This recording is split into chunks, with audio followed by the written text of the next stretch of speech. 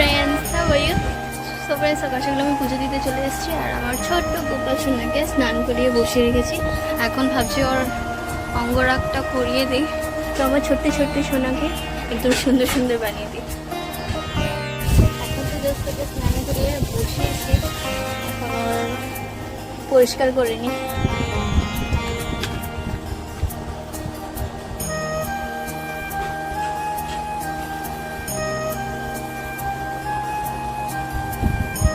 ফার্স্টে ভাবলাম অঙ্গরাগটা করিয়ে দিই, তারপরে ওকে ড্রেস করবো।